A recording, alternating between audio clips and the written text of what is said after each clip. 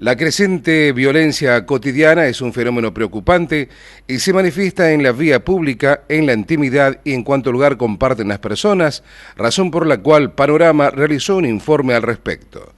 Inicialmente entrevistamos a la psicóloga Cristina Piazza, quien atribuyó este cuadro a la crisis de valores que padece nuestra sociedad. Coincido ampliamente con todo eso. O sea, ha venido desde años, no es, posiblemente se note un poco más ahora por esta cuestión de los medios de comunicación que nos están dando al instante todas las situaciones violentas, pero que uno lo ha venido viendo que increciendo desde prácticamente más de una década, más que te diría yo, porque los años pasan muy rápido. Es una escalada bastante grande, bastante notoria esto de la violencia y en todos los ámbitos. Y no implica una clase social, implica a la sociedad toda.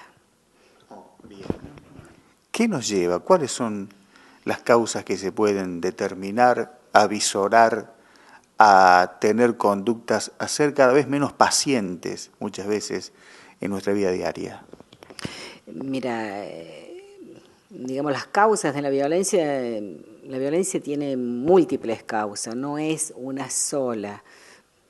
Si te encuentras con un neurólogo te puede decir que puede haber una causa neurológica, pero van a ser en determinados casos, no todo el mundo tiene problemas neurológicos para ser violento. Pero sí, todo este nivel, este estilo de vida que estamos viviendo. Yo recién te decía que ha sido una escalada lo de la violencia que se ha venido notando progresivamente, y también lo que se ha venido notando es el consumo de alcohol, de drogas, el consumismo, el individualismo, el egoísmo, y podría seguir con muchos ismos.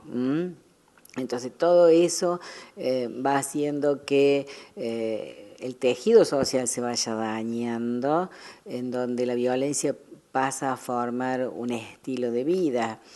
A mí me gusta siempre, digamos, como para resumirlo, que sería como una especie de... la violencia sería parte de esta crisis de valores que estamos viviendo, creo que a nivel mundial, no solamente a nivel local, que ha venido degradándose estos valores. Y estos valores se van juntando con cada vez mayor ignorancia, en donde la violencia es la resolución del conflicto y no la palabra.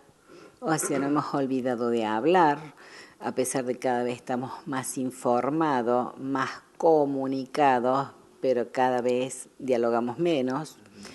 Y bueno, y toda una cuestión de falta de eficacia, de desidia dirigente, en donde las leyes se hacen y no se cumplen, en donde vos ves que la impunidad es moneda corriente. Y bueno, lamentablemente nuestros adolescentes, nuestros niños nos están mirando.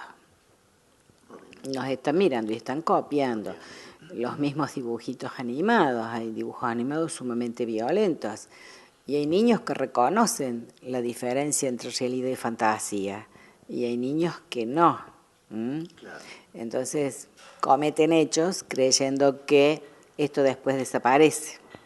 Hay que empezar a trabajar con el tejido social. Y una de las cosas que hay que empezar a trabajar es desde la educación. Educación de la casa y educación en la escuela. En donde por allí al chico le damos demasiado conocimiento y no por allí esto de educar en valores, claro. Que eso es lo principal. En tanto, para el licenciado en Filosofía, Gonzalo Pedano, la violencia se manifiesta inclusive en forma de actos autoinfligidos, como los suicidios juveniles, y opinó que en el nivel local no hay políticas activas para combatirla. Primero es importante tener presente de qué hablamos cuando mencionamos el término violencia.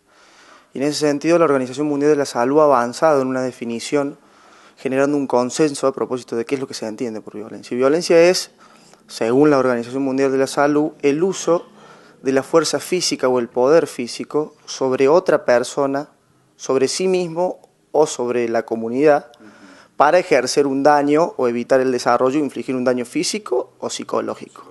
Entonces, esta es una definición general abstracta que además tiene distintas tipologías. Entonces, a partir de esto, la Organización Mundial de la Salud elabora y clasifica los distintos tipos de violencia. Tenemos primero la violencia autoinfligida, como los casos de suicidio y como los casos de adicciones. Tenemos la violencia interpersonal, como los casos de violencia de género, y tenemos la violencia hacia otro grupo, colectiva, que es cuando diferentes grupos, etnias, grupos, partidos políticos, organizaciones políticas se enfrentan y se generan este tipo de hechos. A lo largo de la historia de nuestro país ha habido muchísimos hechos de violencia colectiva. Pensemos, por ejemplo, en el contexto de radicalización política de la década del 70, pensemos en el contexto de proscripción del peronismo a partir del 55. En Belleville hemos tenido y tenemos, lamentablemente, hechos de violencia autoinfligida y tenemos hechos de violencia interpersonal, casos de violencia de género. En el caso de violencia de género, el año pasado realizamos una actividad a propósito de la misma, de la temática, y las profesionales que trabajan en el programa de erradicación de la violencia nos mencionaban que Belleville tiene cerca de al menos una denuncia formal realizada por día de casos de violencia de género.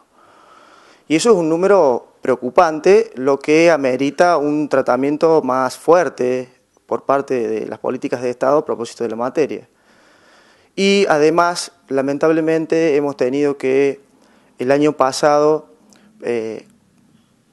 observar, presenciar el suicidio de jóvenes belvillenses que precisamente son casos de violencia autoinfligida. Y además de eso, presenciamos recientemente una joven que con mucho coraje y valentía mencionaba su problema con las adicciones y además hacía un planteo muy racional, muy interesante de la necesidad de tener un instituto no solamente de desintoxicación, sino de tratamiento. Básicamente, en términos sociológicos, hay como dos grandes posturas frente a cuáles son las causas y los determinantes de la violencia. Hay una línea que sostiene que la violencia tiene fundamentalmente condiciones subjetivas de aparición y desarrollo, dependen de los individuos. Si un individuo actúa violentamente es porque a través de esa conducta pretende obtener algo.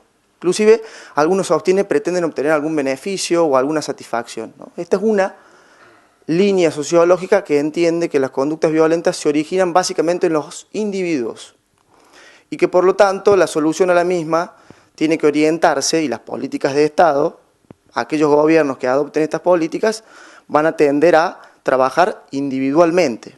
Por ejemplo, si nosotros entendemos que las conductas delictivas se originan porque los individuos actúan así para obtener un beneficio, entonces las políticas de Estado van a ser la política de mano dura. Yo voy a agravar la pena y voy a tratar de que ese individuo esté lo más tiempo posible en la cárcel, ¿no? Esa es la política de mano dura, se basa en esta concepción, en la política de tolerancia cero, que es una política que se ha venido aplicando en Córdoba bastante. De ahí el uso y el abuso del código contravencional, que es una de las temáticas que está muy presente en los debates actuales, ¿no? Hay otra concepción que en vez de insistir en las características individuales y particulares, observa antes bien a las condiciones objetivas, que son fundamentales, o serían, según esta concepción, fundamentales para explicar el comportamiento. Condiciones de extrema pobreza favorecen el desarrollo de prácticas violentas de diferentes tipos, autoinfligidas, interpersonales y hacia otros grupos y sectores.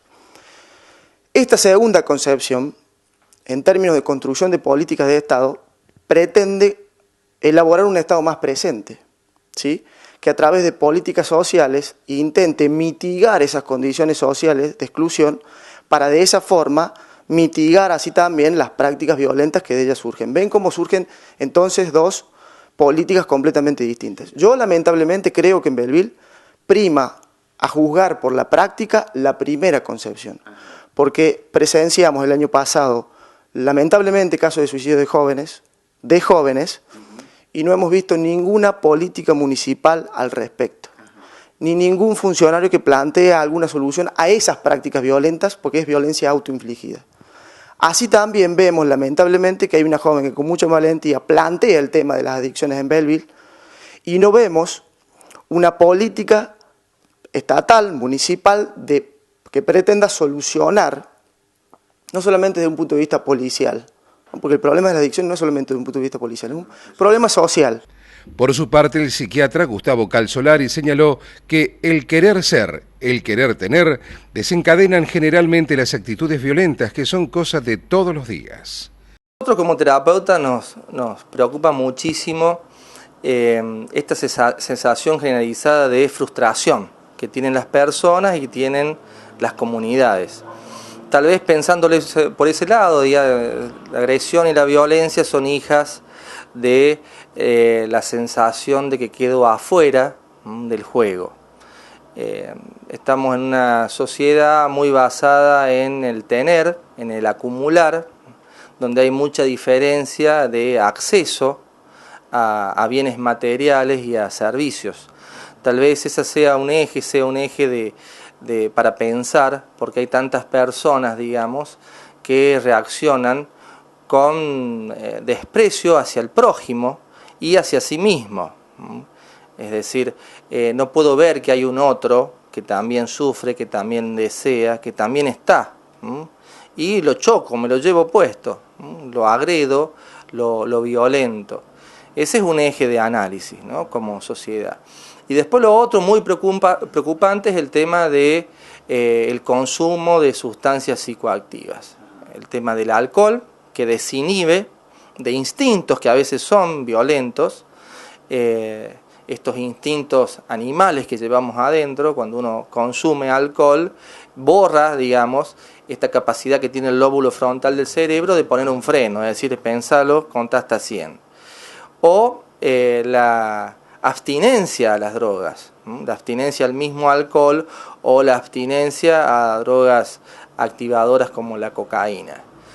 Hay que aceptar que estamos inundados, digamos, de este tipo de sustancias que generan alteraciones en el cerebro. Si uno toma alcohol, el alcohol en el cerebro está 36 horas, entonces esto genera como un círculo vicioso de que le retrae o lo incapacita a la persona para tener habilidades cognitivas y afectivas, con lo cual le quita también posibilidades de acceder a oportunidades sociales, educativas y demás. Entonces, la persona cuanto más pierde, menos posibilidad tiene de formación y de ver cuál es el entorno, se le achica también las posibilidades de participar y pertenecer. Y ahí vuelve de nuevo este círculo de la frustración, el enojo y la descarga violenta, poner en el afuera las causas de mi falta de oportunidad. Calzolari también asimiló la violencia a lo que ocurre cuando se produce un siniestro vial. Todos los estratos sociales pueden reconocer, digamos, esta característica también que tenemos de chocar contra un otro o chocarme contra la pared, es decir, no poder ver el límite de velocidad, no poder ver la regla, la señal que hace que me está diciendo, digamos, que hay un otro que viene en otro sentido. Entonces esto se da en toda la sociedad y pone en riesgo a niños, a personas más vulnerables, más inocentes, que son dañadas y que también son dañadas psicológicamente porque ven estos patrones de funcionamiento y los empiezan a naturalizar.